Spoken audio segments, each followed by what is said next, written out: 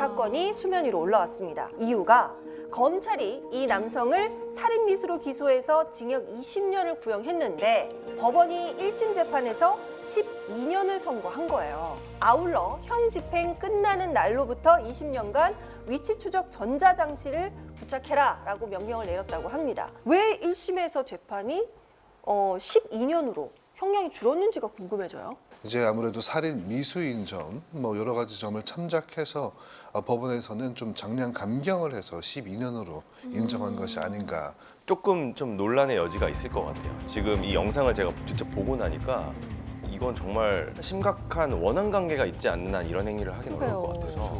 근데 문제는 정말 어이가 없는 게 이 해당 남성이 나에게 지금 주어진 이 형량이 너무 무겁다라고 얘기를 했답니다. 그래서 한 언론을 통해 알려진 항소 이유를 보니까 내가 잘못은 했지만 살인 미수까지 된 이유를 모르겠다. 나와 비슷한 묻지마 범죄를 한 사람들도 죄명과 형량에 제각각이다. 보호관찰 조사 결과로 제가 재범 가능성이 크다고 얘기하는데 그건 그 이전의 전과들 때문이 아니냐라고 얘기하면서 항소를 하겠다라고 했답니다.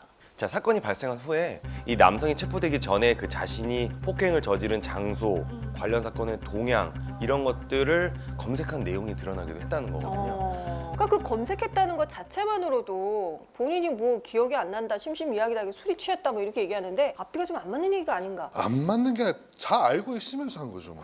그건 누가 봐도 그렇지 않습니까? 일단 이 해당 남성은 살인 미수는 인정을 안 하고 있는 겁니다. 살인 미수를 인정 안 한다. 이거에 대해서는 어떻게 보세요? 정말 말도 안 되는 얘기고요.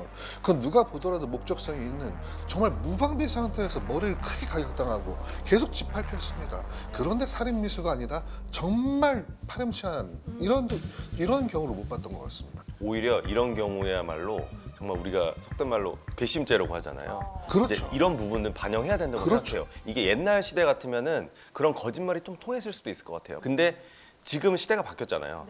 그런 뻔뻔한 거짓말을 하는 거는 오히려 괘씸죄 적용해서 중환죄의 처벌 필요하다고 생각합니다. 자, 그런데 더 충격적인 건 당일 CCTV 영상을 보면 이 남성이 여성을 들쳤고 사라지잖아요. 그리고 나서 8분 뒤에 이 남성이 다시 나타났는데 중요한 건 이 8분 동안 무슨 일이 있었는지 알 수가 없다라는 거예요. 근데 놀라운 건 이 피해자가 발견됐을 때 속옷이 벗겨져서 종아리에게 걸쳐져 있었다는 겁니다.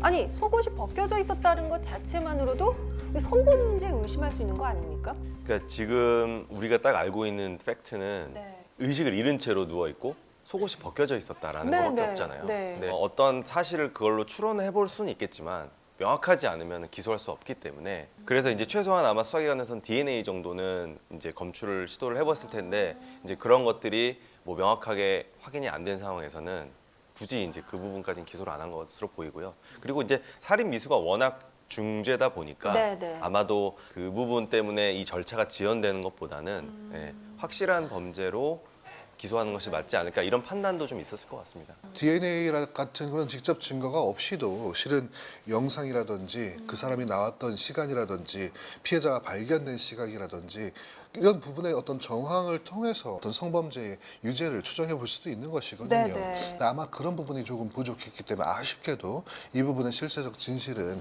발견되지는 못했던 것 같습니다. 무차별적 폭행이 일어났습니다. 피해자는 현재도 공포심에 사로잡혀 있고요. 아무쪼록 동종 범죄 예방 차원에서라도 엄중한 처벌이 이루어지길 바라겠습니다.